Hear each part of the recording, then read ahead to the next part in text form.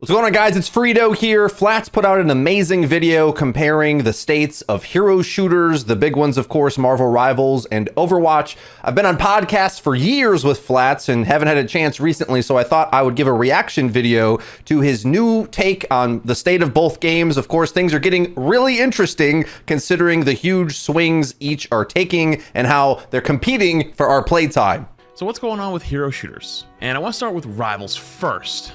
Because Rivals was arguably the biggest game. No, I'm going to say the biggest game since Valorant in 2020. Definitely the largest PvP game since 2020, for sure. And I think it's had a bit of a fall from grace. Maybe a bit of more than a bit of a fall. It peaked at around 650k players in December. And today its daily peak is somewhere around 90k, which is still very good, by the way. Still the really new good. hotness and also strong game for Steam, by the way. So I don't have console numbers. I don't have Epic Games numbers. When we get to Overwatch, we're not going to Battle.net numbers. He's right. It's unlikely that it's going to be like a huge difference between the two player bases, unless the game itself is very strange in how it performs. Like a game like Counter-Strike, which is mouse and keyboard, it technically was on console for a while, but we wouldn't even try to put that in the realm of possibility because almost no one played it on console. However, I'd be interested to know what the player base numbers are for Marvel Rivals. I tend to think the Overwatch console player numbers was always misrepresented, which was a bit of a undersight perhaps, because they didn't put a big team behind the console player base at different parts. We kind of have no idea. We have to just guess. Well, so take it with a bit of a grain of salt. But yeah, it's perfectly natural for a game to come to a more natural player base, right? Like somewhere between 90 to 100k, 120k daily players is phenomenal. But it is still a massive drop from the cultural phenomenon it was just 6 to 9 months ago. And I'd say the Overwatch sitting there over to the side like, you too? First time? Rivals' dying narrative started somewhere around March, maybe even February, when there was about 100k decline in the average daily players. It was averaging somewhere around like 250k a day, and then it fell down to around somewhere around 140, 130, and then that's when it started to pop up, like all the YouTube thumbnails, all the Reddit posts, the Twitter posts. Is Rivals dying? Oh God, is the sky falling?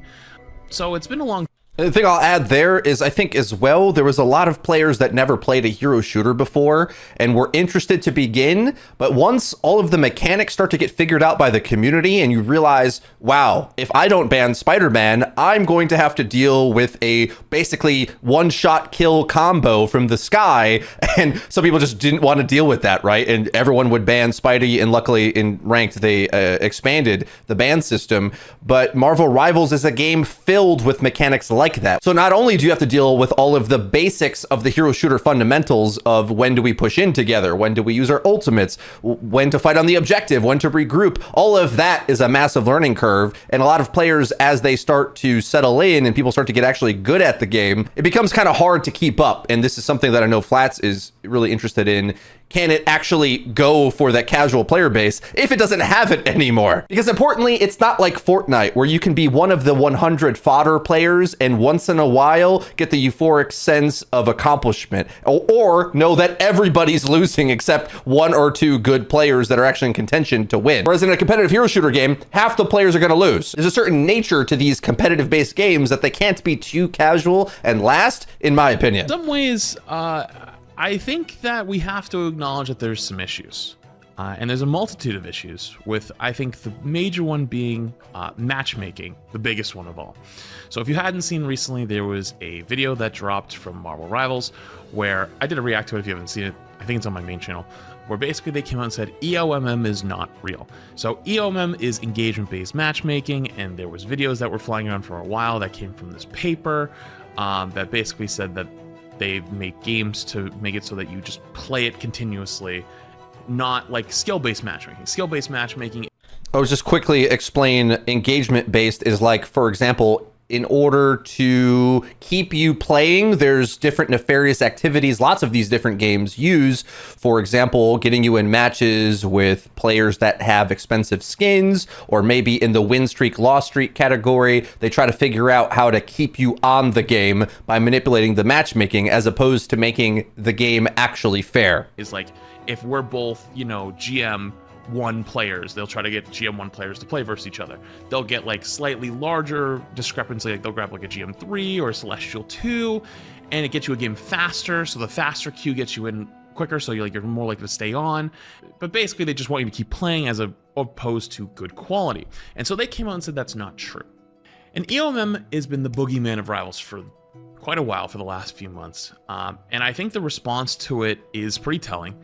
Where a lot of people either spamming the "there is no war in bossing say" meme, or a lot of people come out and screaming skill issue. And in a lot of ways, I think there's issues with both of those. That said, I'm not going to get into that, but I do want to say there is still massive issues with matchmaking in Rivals. I think people go on completely insane winning streaks and losing streaks, and I personally haven't been playing the game as much the last month, but I still have a lot of friends that play the game, and I still keep up with the game, and I read a lot of things online, and I can't help but watch people that I know, respect, see, have issues where they feel like their quality has gone down significantly. And part of me wonders, is that because there's less players playing, and so they're trying to still find matches at the same speed, so the quality is lower? I don't know if it's people just coming back from long hiatuses and the game's skill level has increased so fast. I would say, in my personal opinion, I would say that the skill of Rivals has jumped from like 2016 Overwatch to 2018 Overwatch, like 2 years of advancement.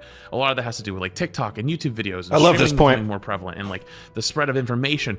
Hell, within like the first month or two, it was like using Magneto ult to kill a Cloak and Dagger was like really high level gameplay knowledge. Then after like 2, 3, 4 months, it became basic knowledge. And you take that and amplify that across the entire game. That is a way of getting a player base become really skilled and really advanced very quickly for a game that is touted as a casual game where you don't need to be playing as much. You just hop in, have some fun. Yeah, supposedly. You're going to start falling behind. Yes, and not only that, do they add way too many characters too fast. Some are boom or bust in their performance, but they all have the potential to carry the game that hard. So it's an entirely new set of mechanics. When you're the one that's learning and exploiting those mechanics, it feels amazing. But for the player base that's not keeping up with these incredibly rock, paper, scissors levels of counterpicking, which is what Marvel Rivals has, then it can be very difficult and punishing to want to stay playing the game. Like, what you don't ever really get when you start to lose players is very accurate feedback of the point of why they stopped. Sometimes they'll come over to comment sections, but the vast majority of them don't. The vast majority of the players complaining in any of these games are the ones that are still playing, which is a very different subset, right? And so both of these game developers have had to choose, do we satisfy the players that are currently playing, or do we try to reach out to the ones that stopped playing? Two completely different strategies, and you can't really do both at the same time. Now, he's bouncing a little bit back and forth between the skill of the game itself and how the community and the game has evolved over time, and the matchmaking back and forth. I want to come in and now expand on this point about the base fundamentals of the game being problematic for matchmaking as a principle. I do think the matchmaking looks kind of weird when there's long win streaks and loss streaks. However, I think what more likely happens is that because of the chaotic nature of Marvel Rivals and how the heroes, even just one hero, can hard counterpick your entire team comp, then the performance of those heroes can widely go up or down. Because if you get into a streak where the enemy isn't countering your mechanics, you're winning, but you're kind of getting boosted by the ignorance of that cul-de-sac of players. Then you get up to a certain rank, and then your tricks might begin to stop working, and you're gonna fall down that rank and be like, hey, what gives? I thought I was like a really solid diamond level Wolverine player, and now all of a sudden everybody knows how to counter Wolverine. That is the way that Marvel Rivals works, and I don't really hear anybody within Marvel Rivals talk about the game that way. And this is important to me because I fought a fight against the popular consensus that 6v6 Overwatch was objectively the best thing for the game.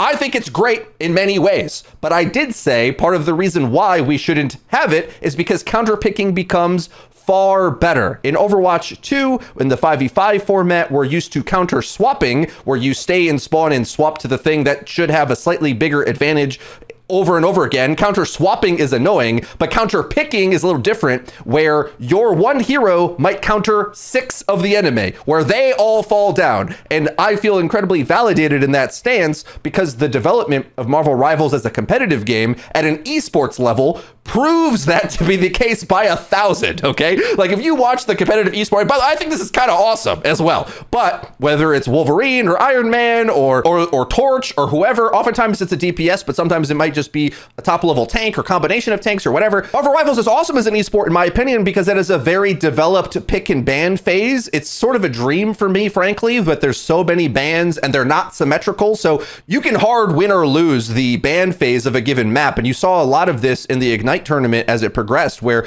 one team will just hard roll when they have a favorable ban phase, and then the next team will hard roll them back. In some ways, that makes Marvel Rivals a little bit of a joke competitively, if those are the results of just like who won the meta game, but also that's just what the game is. And so you have to really learn and develop a wide set of strategies. So that's happening at the pro level, but that's also happening at the casual level to a much more severe degree, because it's not like the player base of any given rank understands the whole game at once. So that's why I really think they need to upgrade the ban system in ranked, because only banning a couple things and having that random ban system where it picks, it's just not good enough for people, because there's no way you're going to be able to isolate a lane for you to reliably play over and over, because your given hero or hero subset for everyone's individual hero pool in the lobby isn't necessarily going to apply to the thing that they do. So if you get a streak of match-made games where your best heroes do not function against the enemy, you get rolled forever. And he's going to go on, I think, if I recall, I'm watching this again,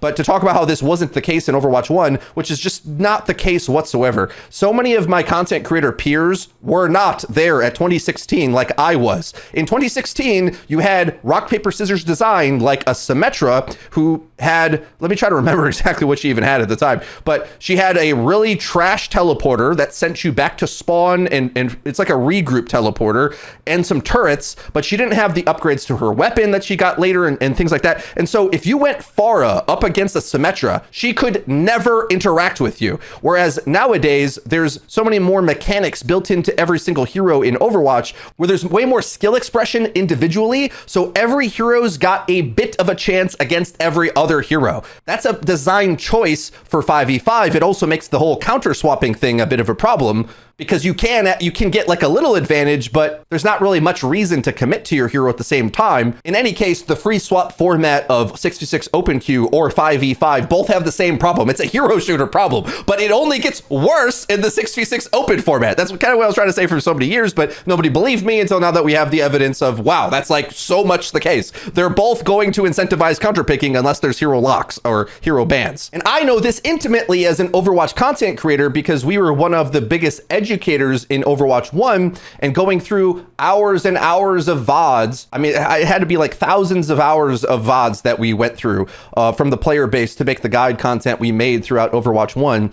I know all too well just how chaotic these games get and how difficult it was to try to teach fundamentals of a game that was so widely disparate that you didn't know, are we going to play without a tank this game? Are we going to play? There's way too many types of team comps that you can make, with all of their heroes individually having a huge impact and really changing the calculus of how you play. Whereas in Overwatch 2, the weakness of 5v5 is that there is a lot of overlap in the roles and the position they're in, but that makes it more of a reliable game where you know more or less where the tank should go, where the ranged damage dealer should go. The positioning is kind of solved in that way. But once you start to get with the one tank multi-DPS comps or multi-tank or a super brawly focused comp, all of these change the algorithm of how the game is played so dramatically that each individual player is going to be plus or minus a significant amount in their matchmaking rating in any of those matchups based on the heroes that they play and are good at. And then on top of that, you never know when somebody's going to be off rolling or playing a new hero. So matchmaking matchmaking's like impossible for Marvel Rivals, just based on what the game is.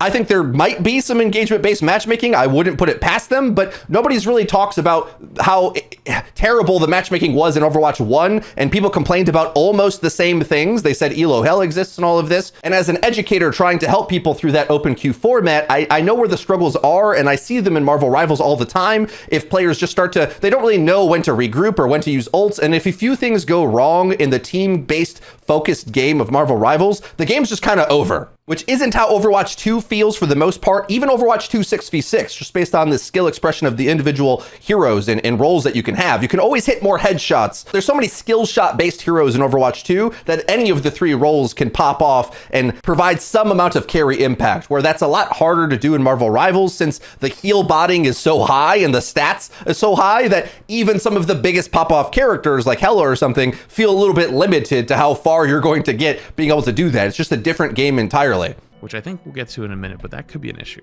Regardless though, last thing on matchmaking, even if EOMM isn't real, something's wrong. Something feels horrible. And I don't know what it is. I'm not an engineer. I cannot make algorithms. I'm not qualified to speak on this. But like, I look at profiles and I see massive win streaks, massive lose streaks. I look at my own, I see massive win streaks, massive lose streaks. And then the actual max quality, sometimes I'm like, who are these players in these games, you know? Something's wrong.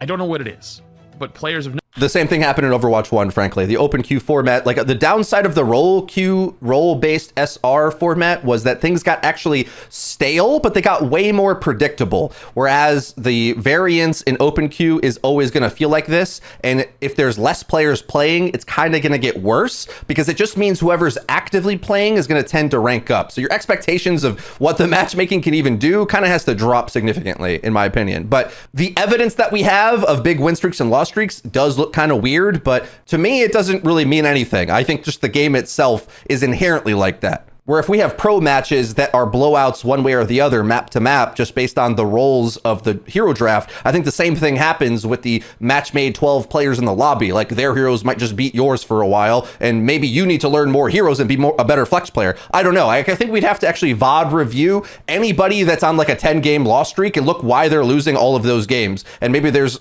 something to be learned there. But I think too much is looked at by the result as opposed to actually looking into those games. And I feel when you do, you start to notice like, oh, you just don't know how to regroup, or oh, you try to clutch with your ultimate, which you can't do in this game. So you're just going to lose every game that you try to do that. It's usually down to fundamentals like that to me. Noticed it. They don't feel like they're having fun. And I think that's arguably the biggest issue with the game currently. I also think there's another big problem with balance. Now, that's a tough one because, at least in my opinion, no 2 people are ever going to agree on balance. And I think there's a lot of schools of thought here, but there's also problems with like characters like Luna Loki. Luna Loki have been the strongest characters in the game since season 0. That was 9 months ago, give or take a little bit. I agree. I don't find them fun to play either. Support ult meta. We had triple support for a while, but just like it feels like nobody dies for 24 seconds, at least in higher tier plays. And as time has gone on, people have learned how to play that more, and that has worked its way into the more metal ranks. I think it just for a lot of people gets kind of boring. That said, I think there's a lot of people that blame a lot of things for balance. They think that they're balancing for casuals, which granted was kind of the whole idea of Rivals. That was a championed idea on social very clearly media is by lots of people. There's also people that blame streamers for balance. To that, I kind of look at it and I go, well, haven't most streamers like been complaining about Luna Loki since season 0, and they haven't really been touched? Regardless, though, I don't think it's. I think Luna got buffed, right? To sit there and balance, and sit there and complain and blame anyone, because at the end of the day, we all want to have fun. We want 3 things, realistically. Is we want to feel rewarded for our time, rewarded for our skill, and to have fun. And play Overwatch! That's what it sounds like! Why are you playing a casual game for that one? Balance is going to be always a tricky issue, but something about the current balance just feels off. And a lot of people blame Emma, they blame Luna Loki, they blame characters that were meta for a little while, like Iron Fist, that are really kind of annoying to deal with. Characters like Wolverine, which kind of like really inhibit like tank players' ability to play the game. Yeah, I honestly, I think Wolverine is actually so incredibly easy for the output he has, which is the entire base of Marvel Rivals as a game. And by the way, I think Rivals is awesome. I wish I had another life to live so I could dedicate time to both of these games, because I think Rivals is super incredibly fun. However, I would not dedicate to like only playing mag through the ranks, because all of a sudden then there's these anti-tank bus characters that just completely take me out. And I feel you better start to learn some of these high output, high return on investment type heroes. And that's how you really diversify your skill set in this game. And that's what I started doing. Like, even just with a little bit of Wolverine playtime, well, all of a sudden now, if the enemy has a tank line that is walking over mine and I don't feel like I can do anything, well, now I outrageously counterpick them, and the entire game changes around one hero to a remarkable degree. That's just the nature of what Rivals is, and I think we should probably embrace that and lean into it rather than try to expect like, well, maybe they should balance this more. It's like, well, you can't have any of the heroes do any of the things that they do then. If you are wanted them to balance it now, like, that's not how that works. They just exist. I don't know. I got no clue, because I don't think anyone's going to ever agree. But I think that Mag Emma, for example, has been meta for so long in a lot of the higher ranks, people just get bored of it. Luckily, we've had hero bans that have kind of kept everything together. But even with hero... They need to upgrade the hero ban system in ranked. I mean, that's one of the main determining factors of why I dedicate to Overwatch a little more now, is because I think the hero ban system in Overwatch far surpasses the really haphazard and random ban system in Marvel Rivals. I wish, because they need it even more due to the mechanics of the game, they need to overhaul the ban system. Bans, you can kind of feel the foundation starting Add to more shake bans. a little. First of all, said, though, make it a vote-based system. I think we all just want the game to be fun. And speaking of fun, hey, listen, I always have fun playing with my friends, right? Like, it's one of the things most streamers get shit for, I think, is like, oh, you're stacking with people, oh, you're all boosting each other, blah, blah, blah. But like, dude, playing with friends is like the best part of gaming, especially playing. Also, by the way, with this whole like matchmaking thing, I think playing with randoms in Marvel Rivals is just such a bad idea. Like, it's not a solo queue friendly game, and like Overwatch 1 a lot of times didn't feel that way either, especially when you needed a Rhine shield to get through a choke of Hanamura or something, like just based on the design of how the game worked. And both the games really cracking down on playing with your friends, I think, is a mistake for longevity for these things. And I tend to agree with Flats. Like, Marvel Rivals is way more fun to me when I start playing with a bigger group of players, because then you can actually coordinate some things, because that's really what the game is all about. It's kind of tough to solo queue because you really should be playing off of your team, and team play is so much more important. So you shouldn't really look at your SR or have any expectation to like grind the solo queue ladder in a very heavily team dependent game. Like, even looking at the results of your win losses and matchmaking, you should just drop that altogether, because you could be improving as a player but go on a 10 loss streak just based on, well, their team ulted better than my team, and you'll get blown out in a game. That's just the way that those games work. So focusing on the results of your matches is just kind of a moot point, and you should focus on your own internal improvement and execution, and honestly probably just expanding your hero roster to play more OP broken heroes if you want to like consistently carry the game, because I think that's what does carry Marvel Rivals, and I actually think that's really fun. As a flex player, amazing. I love having a roster of 10-20 heroes in my pool and counterpick the situation. That's great. It feels good when you actually develop that. But if you think you're going to go into an open queue format and just specialize on a role or something, like, you have to be a top player or streamer in order to rank up doing that, in my opinion. Multiplayer games. So why the f did they get rid of that? Why is stacking gone? Like, I understand that the solo queue experience can be hard, and I understand harder to matchmake for teams. That's genuinely worse. I've been on both sides many times, but like, games at the end of the day need to be somewhat fun too, and especially a game like Rivals that has positioned itself as a more casual friendly game that's supposed to be more fun with your friends. Why take that away? Like, Overwatch did that for a long time and it was miserable. Then they actually took it away, and a lot of the solo queue people kind of complained really hard. Now they're actually kind of pulling it back again, because Overwatch has kind of gone down that competitive route, which we'll get there in a minute.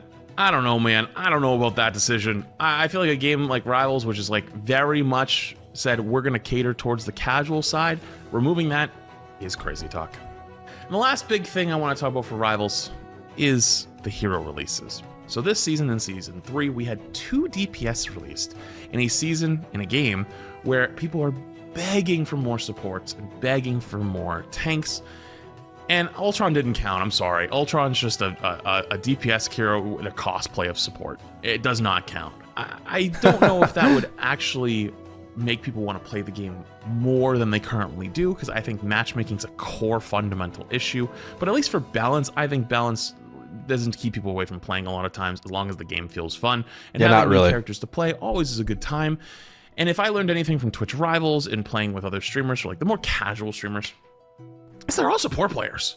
The amount of support players that are in this game is insane. And I'm sure you recognize from your own ranked games. There's lots of support players. Well, actually, that's not true. Not like there's actually probably more DPS players in your ranked games, to be fair. But regardless, there's a lot of support players. They want to play support. They want to play. Yeah, I think the point is, and this is what we learned in Overwatch, of course, is that while support maybe at different stages of the game's life wasn't the majority of players, as Overwatch aged as a game, tank and support are the most passionate. Knowing this as a content creator over years and years of time, we could hardly get tank players in our open queue matches, so much so that they designed the role queue system so that every game would have tanks in them. But tank content on the internet would be viewed the most because people want to invest to learn how to play or appreciate the good tanks. A lot of the top streamers were always tank players. And then the same thing kind of for supports at this point as well, where maybe like the most casually interested players want to just come in and play the damage guy. The more dedicated players for the game like support. That population was always even bigger than tank. And it may also be them kind of kicking a problem down the road where they don't really have that of interesting support design. They're pretty repetitive in what they do. While the mechanics of the gameplay feel all right, the impact is kind of lacking for me anyway. Whereas in Overwatch, there is extreme high value output plays that the supports have, and there's some heal bot focused supports, but mostly it's leaning towards the aggressive style now in Overwatch 2. Whereas Rivals is the other way, where they might be a little bit afraid to try to make more aggressive style supports. And there's a bit of a problem, like Flats is saying, where even in the case where they do it for Ultron, he's not really viewed as a support dominant character anyway. So the culture around supports, their demands for the role is for it to be more heal body, but they've already got so many supports that do that. So how do you keep reinventing the wheel with that? On one hand, he's saying the live forever ultimates are bad for the game, but on the other hand, the player base that likes that role probably wants to play more heroes like that. A little bit of a tricky situation, and when their design space is limited in that way, where do they really go? Play it, but there's nothing new, there's nothing fun. Give them something. And I know they're locked in for the next year, but how is that an oversight? I don't know.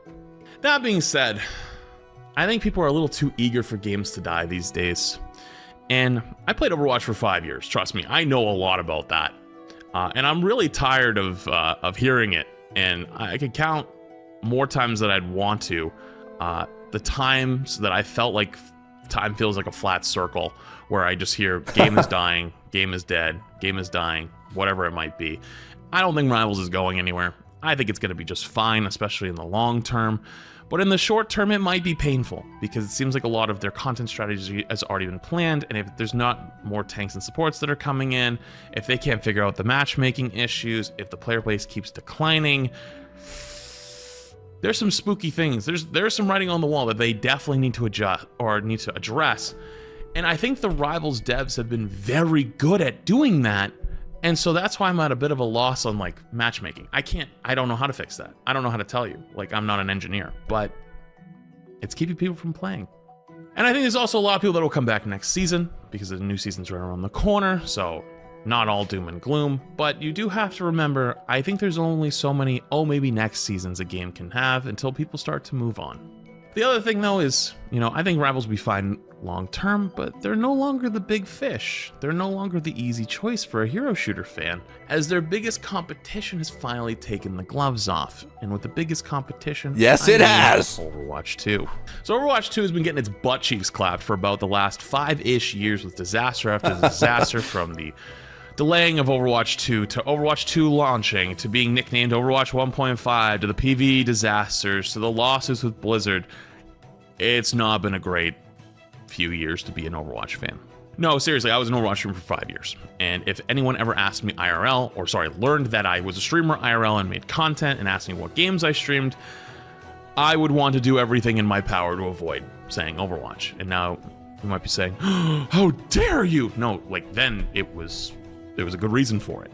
And that's because the reactions were always, you're still playing that game? That game is alive? Why not play Fortnite? Why not play Apex? Why not play Valorant? You know, oh, how is that game? I stopped playing after Overwatch 2 released. Oh, I stopped playing before Overwatch 2 released. Like, whatever it would be, like, there was almost always oh, really? Oh, it's questionable taste kind of reactions.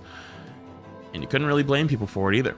And when Rivals came out, Overwatch was still kind of getting rolled. But it was taking baby steps to being better. And this started around BlizzCon of 2023. I actually went to BlizzCon that year. It was actually a good time. And it was the first time I'd ever seen Blizzard kind of take accountability for their game and like look towards the future. Granted, they had a lot of work to do and still did and still do. But it was the first time you kind of like saw the gears start turning ever so slowly. And if you know anything about Overwatch or Blizzard stuff, it takes them years to do anything. I don't know what it is. They are the slowest goddamn company with this shit. But it started back then.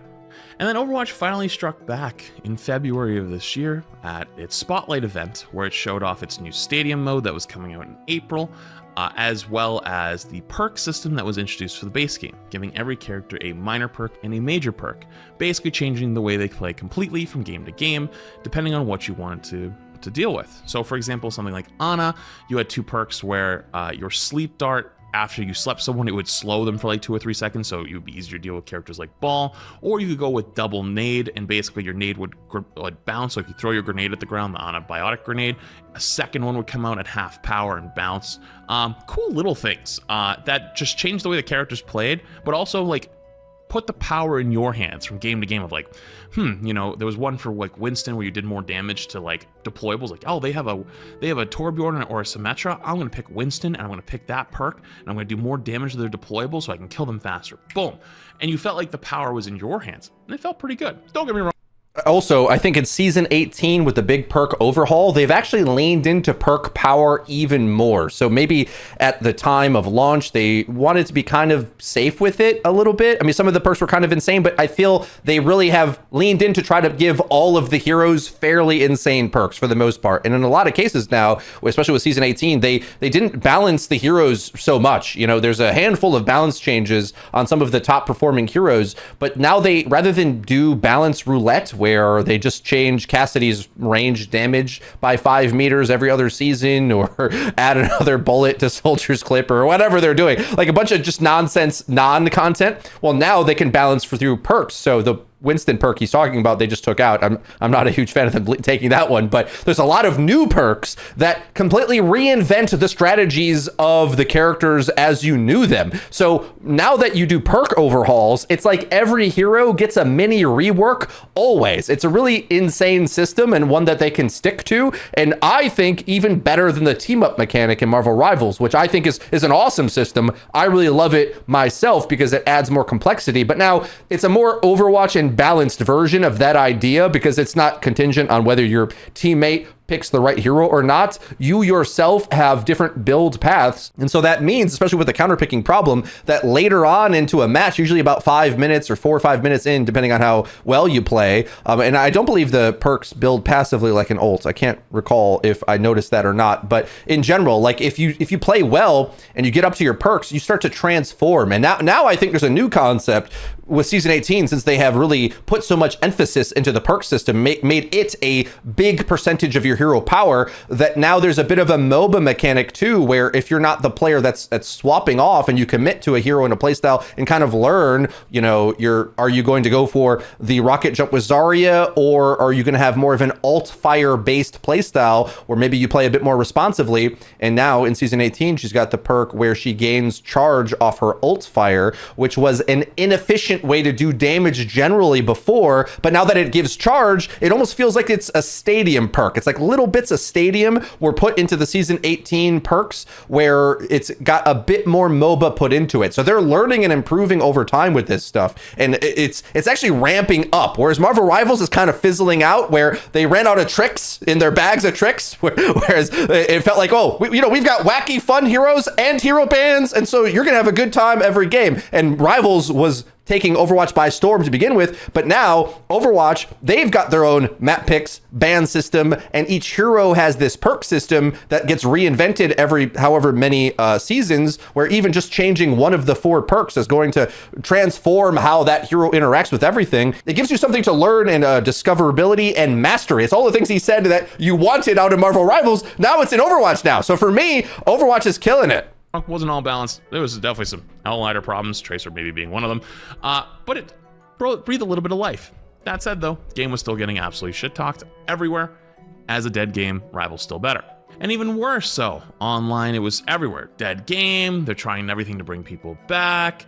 They even brought back loot boxes. How desperate of them. How dare they bring back loot? And not only with loot boxes, I haven't had a chance to talk about this, but they added the new hero progression system, Progression 2.0, which the symbols of it look really good. And now in even a quick play lobby, you can show what heroes you play most, what hero levels they're at, but the symbols look cool. And so you can get these like Junkrat one tricks with like the super golden border on them, and it looks awesome. It kind of gives you that sense of euphoria you used to got with the old card system at the end of Overwatch 1 lobbies that everybody liked a lot. It's kind of a similar thing, but now in the intro of the game where you're showing off the bling you have for your different heroes, and it makes me incentivized as sort of a casual RPG style fan to play some heroes maybe I don't play as often and level them up. But more importantly, in those hero progressions, you get loot boxes in them. So not only is the loot box system back, but they seem more generous than the loot boxes we had in Overwatch 1, and you get paid skins in the loot box system. So they're just like tossing skins at you. It reminds me a lot of Overwatch 1 in a way where at first people were complaining about how stingy the loot box system was and how difficult it was to get skins. And over time, they made it the most generous cosmetic system in gaming, basically. And Overwatch 2, in their same business model, they do this with all their games, by the way. Blizzard, you can look into this. They have a history of being stingy at the start, really milking the game for all it's worth, and then getting more generous over time. Well, that's happening now, and this new progression system raining loot boxes on you. I think like I opened up season 18, I had hundreds of loot boxes from all of my playtime. So you get not only symbols to show you the investment in your characters, you get the cosmetics that otherwise would cost you money. So that's insane. It's an insane amount of generosity now. Boxes, because you're just trying to get those players back from rivals that you already lost. You had your time, Blizzard. You had your time. You shouldn't have squandered it waiting. And to be honest with you, in some ways, they're kind of right. But what I'll never agree with, though, is not giving someone or giving a game the chance to change. And that's what Overwatch has done slowly but surely. Loot boxes actually being an example of those, which I'll get to in a sec. But before that, Stadium. I want to touch back on Stadium really quick. It's a third-person mode if you haven't seen it. It's almost like a third-person MOBA-like mode where you can build your character with powers, like you change them completely. So, for example, Reinhardt has a power where if you fire strike twice in a row, your second one leaves a giant trail of lava. And then you can build into like ability power, so like the lava does more damage, and you can get life steal off of it. You can make Diva bomb detonate sooner. You can have a lot to say about Stadium for Ash, so he's like really tiny, but you build it super quick. It's like having a sixth player. They're all really fun, and then you can build all of these builds like with different items, make your ability stronger, make your gun stronger, make yourself tankier, whatever it might be. And it was like a new way of playing Overwatch. And also it was third person. But no, third person! You're just stealing third person from rivals. Actually, I asked Aaron. I had an interview with him. I said, hey, when did you guys start working on Stadium? And apparently they started working on it in August of 2022, before Overwatch 2 even released.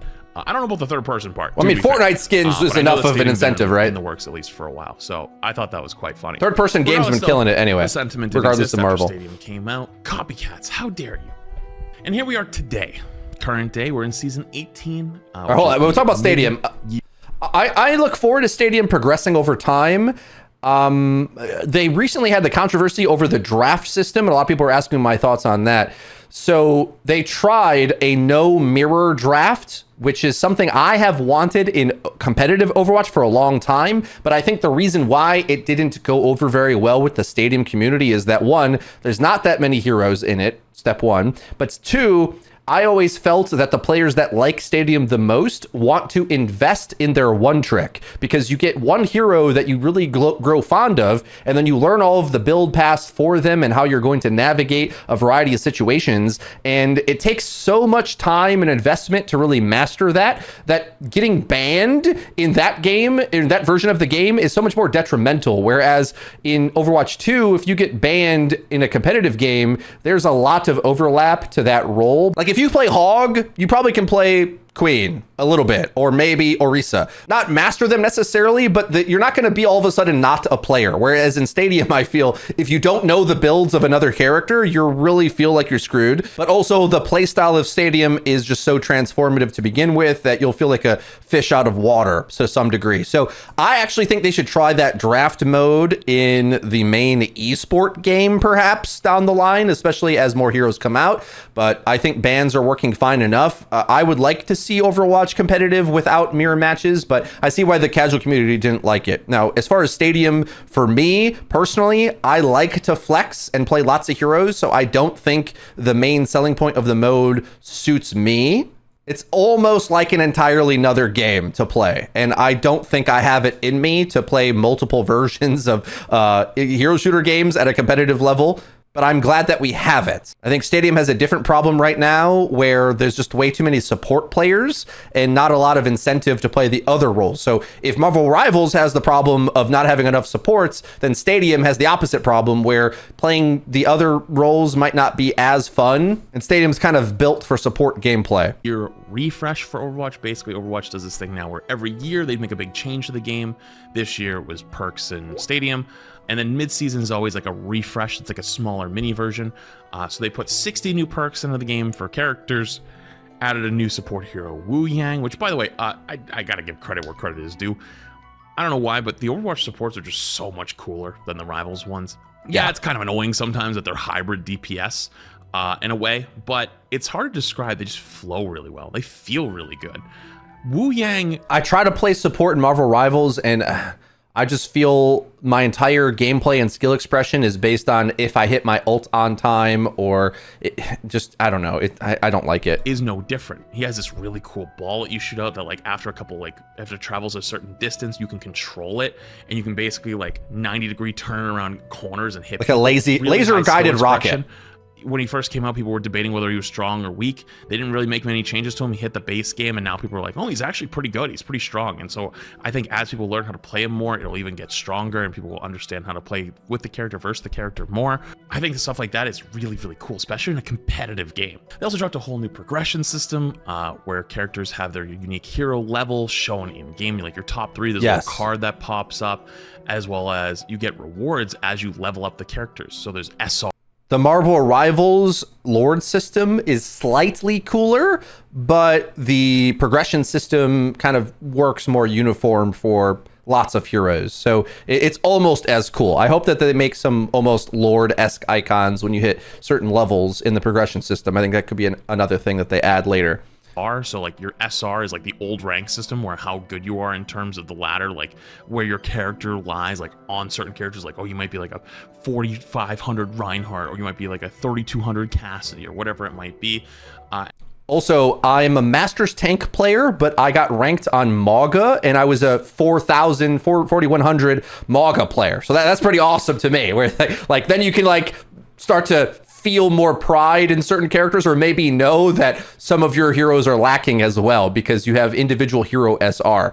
And that's pretty neat too. It's separate from your SR. It kind of doesn't matter, but it's another way that you yourself can enjoy playing the game, because it's like you get something to work towards, or maybe feedback on what you are or aren't as good at. And then as you level up your hero progression, you get unique things like skins, icons. Oh, by the way, that's probably what Marvel Rivals needs, frankly. Like, forget your main SR. Marvel Rivals needs hero SR even more because the hero skill discrepancy is so massive. Like, we should know what the skill rating of somebody is in the lobby of what hero they're trying to play, because you get somebody that maybe plays Cloak and Dagger their whole career, and now today in your game, they want to try out playing Star-Lord. Like, good luck winning that game with that player. Name cards, loot boxes.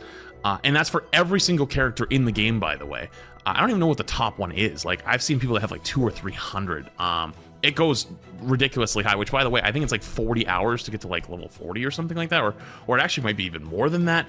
You're getting rewarded for grinding certain heroes, and then if you play a bunch of different heroes, you get a bunch of different skins, a bunch of different loot boxes. Yes, which, speaking of loot boxes, Slay Queen. Collab with Luka Doncic right now. Basically, the story behind that is, if you don't know, Luka Doncic is like a top 500 Overwatch player, and there's like a clip of him in like Moxie's game forever ago. Anyways, they're doing a collab where you get 77 loot boxes. I think it's 77. I think it's 77 loot boxes because that's his number in the NBA. And it's like, dude, 77 loot boxes for free? Blizzard, are you okay? Bro, hello? You feeling okay? Blizzard giving away 77 loot boxes for free seems sketchy, but that's just the new reality we're in today. Trying to honeypot. Gotta get those players back. Me personally, it's only, what's today? Sunday? The season came out on Tuesday. I have already opened 110 to 114 loot boxes this season, and I haven't even finished my Luka challenge yet. And that's just me from my hero progression plus the loot boxes from just playing the game. And I haven't even played a ton. I've only played like 3 days or 4 days so far, and not even insanely long sessions. So kind of cool to getting rewarded for all that. But I do want to touch on the dark side a little bit of what's going on with Overwatch. Things are really good for Overwatch right now, but it's caused a new movement online, which I would probably the name dark the side arc for Overwatch players. So remember earlier how I said Overwatch getting shit on during Rivals release and before February, where they showed their hand, which, again, rightfully so, arguably. Let me tell you this. Overwatch players are some of the most spiteful, grudge-holding little bastards you have ever met in any gaming space. They will never forget. They are always ready. And they have finally, like sharks smelling blood in the water, have found their time. I cannot tell you in the last few weeks, months, but especially this week, how many shitting on Rivals and promoting Overwatch tweets, posts, TikToks, whatever it might be, I've seen. And this week, it's finally culminated in arguably their biggest, hardest hitting ability to say something.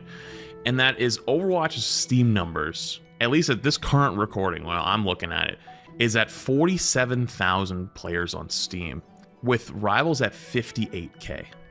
This is Overwatch currently. I mean, that's kind of insane. 24-hour peak at 50, with a week peak. I didn't know it was that close. And here's Rivals sitting over here at 48,000 currently, with a 87,000 peak. Remember, the reason why this is important is because most of the players are going to be on Battle.net. Both games also have a console player base, but for Rivals, we would expect a majority of the players on Steam. So that means Overwatch is really killing it with the player longevity, which we might assume would be a thing that it can do because it is a more competitive game. In the last 24 hours. That's not to say that's not amazing. 87,000 players is still great. For an end of both season, players are doing good. End of season is coming up, in the next like 2 weeks is the new season. That being said, though, it is widely known and believed that most of Overwatch's PC player base is still on Battle.net. Battle.net is a number we do not have publicly. We used to somewhat have an idea during Blizzard investor calls, but now that they're owned by Microsoft, yeah, kind of not really. It's way too small of an They just did sign-ins. in the grand scheme of things to have a section on it. So we'll probably never know again. But regardless, so we used to always have like somewhat of an idea. And we know that Battle.net has the majority of players. So I think it is, without a doubt, to be able to say Overwatch has more players currently than Rivals. That's not even to say, I don't even know if this is widely known, Rivals is a massive flop in Asia, Korea. When I went to Spotlight in February for Overwatch, a few of the Korean creators that I knew were speaking with some of the Americans and English speakers like myself, and they were like, hey, are you guys actually playing Rivals? I'm like, yeah, like it's a good game. And they're like, really? Like nobody's playing that here. It flopped so hard. So it is hard carried by the West. And by the West, I mean NA plus EU. I don't even think there's an Asia player base. And I know Overwatch is still massive in Asia, and it just recently re-released in China. And so as you can imagine, the hit pieces have been kind of crazy. Overwatch's shooters go crazy. That said, though, Overwatch is arguably right now in the best state it's ever been. I would even argue better than 2016 Overwatch, minus of course the nostalgia has everything I want for a brand new hero shooter, a game that revolutionized the genre in a lot of ways. Sorry, TF2, no shade. I'm just saying, like, it kind of expanded upon it in a lot of ways. Yeah, Team Fortress wasn't a hero shooter, though. One of the biggest things that still holds Overwatch back is public perception. And in some ways, I feel like it's even shifted a little. And I've actually been doing a lot more variety the last 9 months, a lot of Rivals. Well, the reason is you go play Marvel Rivals, which is sort of like stepping out on your consistent long-term girlfriend who was steady and maybe, you know, had some issues that really annoyed you, and you think you're going to have a great time partying it up with the wild one, and then you realize, you know, some of that consistency really grounded you. Probably just my personal life I'm talking about now. My toes in other communities, and I never realized how deep-seated the hatred was for Overwatch. Like, if I ever spoke positively of Overwatch in any videos about other games or whatever, it was like I cursed your whole bloodline. I wonder if that's going to start changing, because I've even seen the online sentiment start to change, and I think it should change. I think the game has done a lot of good. I don't think you should forget the past. Don't let them slip through on certain things. And hell, there's actually some things I'm suspecting that are they're potentially wrong with Overwatch at the moment. I've been very curiously looking at their social media team with like a little like the eyebrow raised emoji. I know WoW apparently got rid of their social media team and are like replaced with like a third party that like kind of uses AI and stuff like that. And Overwatch's socials have been a little questionable the last month, so I'm keeping an eye on you. That said, though, I think in a lot of ways this is really thanks to Rivals. And genuinely, Rivals is the best thing that has ever happened to Overwatch.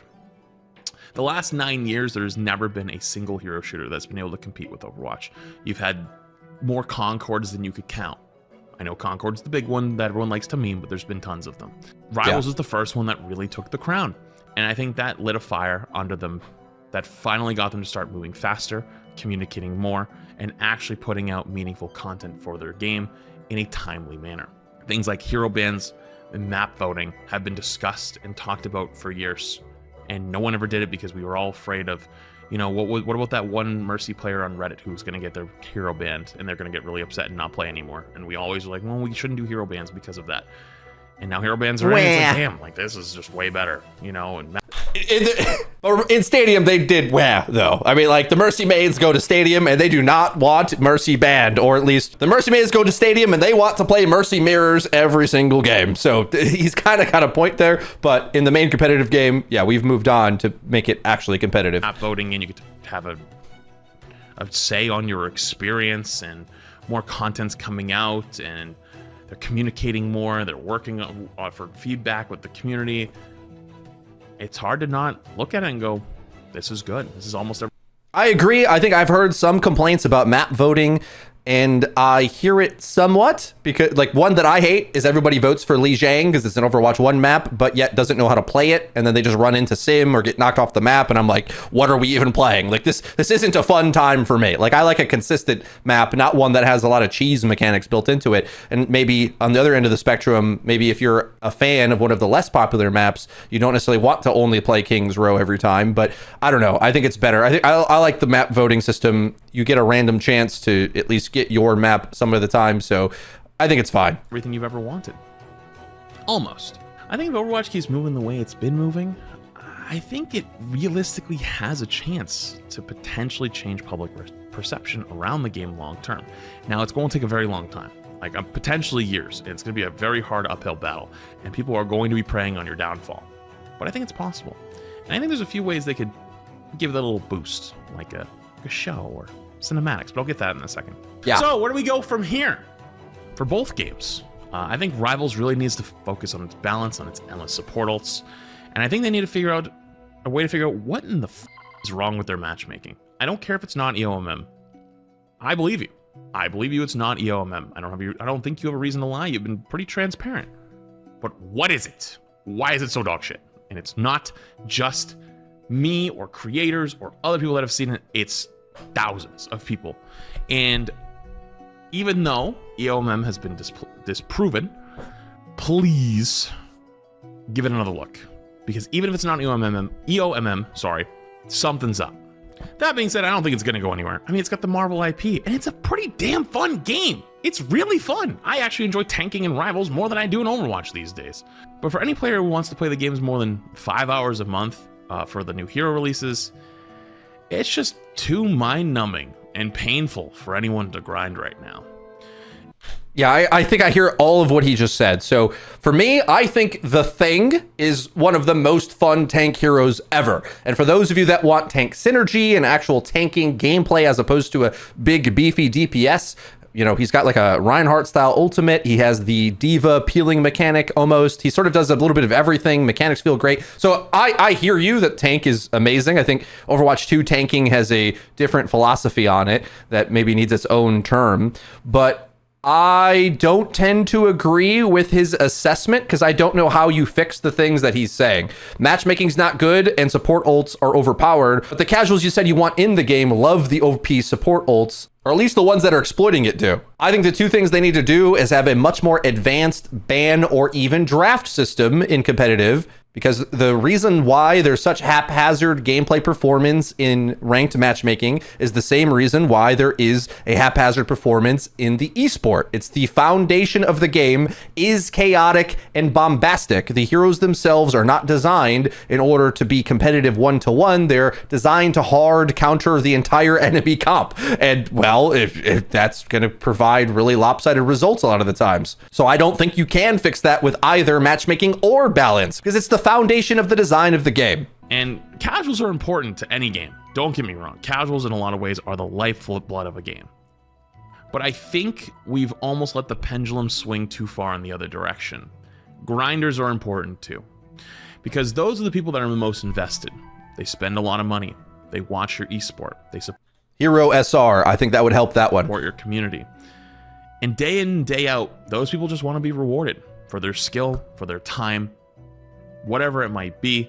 At least in this current moment, it feels bad to hard grind Rivals. It feels better to be a casual enjoyer.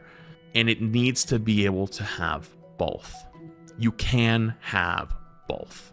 For Overwatch, like I said before, it just kind of has to keep moving the way it has been. But the real way to step their game up is to bring back the story. And by that, I mean full cinematics. Okay, he's changing subjects now. We'll look at Overwatch, and I think the reason is, and Flats doesn't get too in depth with it, but the balance and the individual hero design and everything about Marvel Rivals is for like a quick hit of fun, and it's not so sustainable for grinding. I think he is right about that. And rather than try to reinvent the wheel and all of a sudden balance an unbalanceable game, I think they should add a much more advanced hero ban or draft system, hero-based SR, which would improve the matchmaking and make it, you know, have it be shame based. It's like, if you don't have SR on Hela, why are you going 1-7 in my game when you normally play support? Like that's just a problem in the matchmaking, and you'll never solve that if players play off role, or if the player base themselves doesn't realize how important it is to invest in some of these hard carry picks. Like, you might have to start learning some of the more difficult and demanding heroes in the game that take it over, or maybe the fundamental heroes that solve the game. For example, in Overwatch 1, the hero Reinhardt was so crucial to being able to function as a team that was the most popular guide content on the internet for Overwatch 1. Not necessarily because the hero was popular, because that wasn't true, but he was required for the meta. And I feel Marvel Rivals has just many more versions of that, because the game launched with so many heroes at the start of it, where, well, we have lots of flyer heroes, whereas Overwatch 1 launched with just Pharah, right? There's many versions of flyers, there's many versions of flankers, there's many versions of frontliners. So the rock, paper, scissors that exists is really intense. And I think the player base, if it's going to stay in open queue, just needs to learn more heroes. Because the thing that I notice a lot in these, like, if you look at the VODs of some of these players going on loss streaks, is that, like, they're coming to a rock, paper, scissors game, only playing scissors each time. And well, sometimes they see it's like, well, you got scissors, so I could just pick rock now. And if they have a rock, you lose. And that's it. That's the whole game. Like, you are a scissors player and you can't win when the enemy always has rock. Like, it's not that complicated. It's not the matchmaking. It's not the design of the game. It's like, we got to learn more heroes and learn the actual game. Like, that's what Marvel Rivals' beauty is, in my opinion, that it is this really vast landscape of options and strategies and OP mechanics. So dig into that. Talking about and showing us the Overwatch universe. You want a free win? I know PvE got canceled. I know it's unfinished, but like most of the cinematics are apparently done. It all got recorded. Like the voice lines are all done. Why not drop on YouTube just a whole playlist of here is all the cinematics for PvE that we did never released because we canceled PvE. Here it is. Here's what the story was supposed to be. Not canon anymore. Whatever you want to put on it. Just show us what it was. And if it looks good, then all of us can go, holy shit, that would have been a great story. Sucks we didn't get the PvE part of it. But realistically, after the PvE came out, I think we all kind of realized it was kind of dog shit. Because unfortunately the enemies were just giant sponges. It wasn't actually fun to fight. It wasn't like like Destiny type of fighting, or maybe I don't know if Destiny's actually a good example, to be fair. But you know what I've said Destiny because I had a Destiny sponsor this week, so that's just have it in the back of my mind. But the story, give it to them. People have talked about wanting a TV show for years. And hell, I'll even try to remember there was a TV show in the works, but Netflix, there was politics between hiring practices, something like that. It was an old news story from many years ago. So that's part of the reason why we don't have a TV show. I will also say, though, if you look at the success of League of Legends, there's so many things that they do that maybe we wanted them to emulate in Overwatch that aren't necessarily as productive as you might think. So League of Legends had a K-pop group. Eventually, Overwatch did a K-pop collab. League of Legends has a really good TV show, but when there was analysis done on whether the TV show actually netted new players, it was kind of a loss. Now, it's hard to know the long-term implications of that, but in terms of getting new players into the pipeline, it's if they wanted to play the MOBA, it's free. They already could have, right? Yes, they get interested, but then they jump into a competitive game that's completely different from the show. It's nothing like the show, right? And then they get mollywopped and leave. So it's hard to say that putting investment into those things is necessarily going to work, but I think that there is a very difficult thing to measure, which is brand loyalty over a decade. In the short term, the money men come out and are well, we spent $1 million on the show or however many it was, and we only got so many more million in the next few short-term years. But when we're talking about a franchise IP, you need to inspire that next player or a reason for players to come back or a reason to just love the IP over time. And that's what I think some of those investments can be, whether it's into esports or TV shows or third-party content. That's what that could be in theory. Take the shittier quality. Sorry, I shouldn't use shittier. The lesser quality cinematics, for example, the more recent hero releases for Juno and Wu Yang.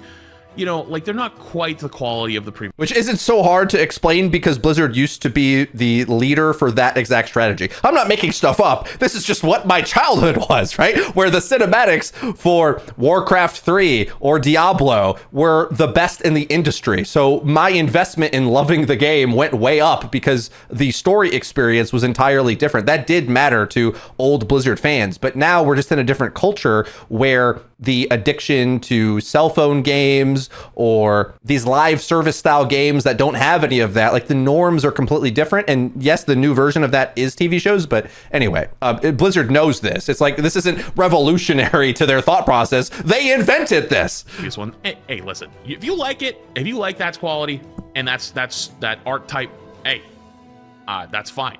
But I don't think it's unfair to say it's not the same quality as the previous cinematics, aka the 2016 to 2020, your Dragons, your Bastion one, you know what I'm talking. Yeah, those were made during the Team 4, the team that had worked on Titan for, 8 years and failed doing that. And then they were able to turn that around and use the cinematics team. But between the lawsuits, the Microsoft buyout, Blizzard is an entirely different beast now. And it's been changed the way that they even run the company altogether to be closer to maybe an Epic or something like that. I think that might be a closer comparison. I'm not too much of an expert on this. There's a spirit of Blizzard that they still cling to, but it's pretty much Blizzard in name only nowadays. So regardless, I think that'd be the way to go.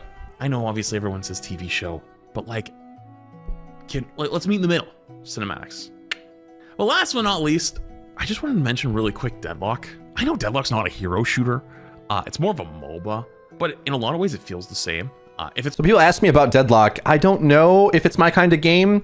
The nerdiness aspect of it is interesting, but I like the old Blizzard model of these types of things where the feel of the game is pristine. That's the thing I love about games the most, not necessarily in all of their complexity, but just the feeling. And that's might be why I think Stadium is a little much for me. I like the main game of Overwatch a bit more, and Deadlock seems to be more, if you're like into Stadium, I think you might be into Deadlock. It's not on your radar. You should put it on your radar as a potential game.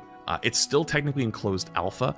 I got to actually play it way early, got into like the NDA'd alpha like 6 months before it went public. And like, I remember people were grinding it even back then. Like I could tell you like 15 people that I know that were like notable people that were grinding it like 100 plus, 200 plus hours before I'd even got in. And I was like, oh boy, it's gonna be one of those. But the game just felt really fun. If you are into hero shooters, it actually might not be a bad idea to check out. Granted, it is MOBA too, so good luck learning MOBA mechanics if you don't know anything about those. I've gotten screamed at more times than I can count. But I just at least wanted to make a quick note because we're talking about the two titans of hero shooters right now, and there's potentially maybe even a third option, which I know isn't a traditional hero shooter, but if you like the style of picking characters that have unique kits and playing that hero and fighting with teammates and, you know, building alongside them, you have like you're not playing like Valorant with a bunch of guns and like, you know what I mean? Like it's one character that you get to learn. Potential winner there. But there you go. I know this was really not, I don't even know if this is gonna end up being good. I don't even know if I'm gonna post this. I've never done this before. I've never done like a Yap video in this style. So I hope you enjoyed it. I probably there was no Cassidy in it than I should have. But if you did enjoy it, thank you for listening. I hope you did enjoy it. Let me know if you did, maybe what I could do better. And if you want to see more of them in the future, I don't know, subscribe, like, whatever YouTubers tell you to do.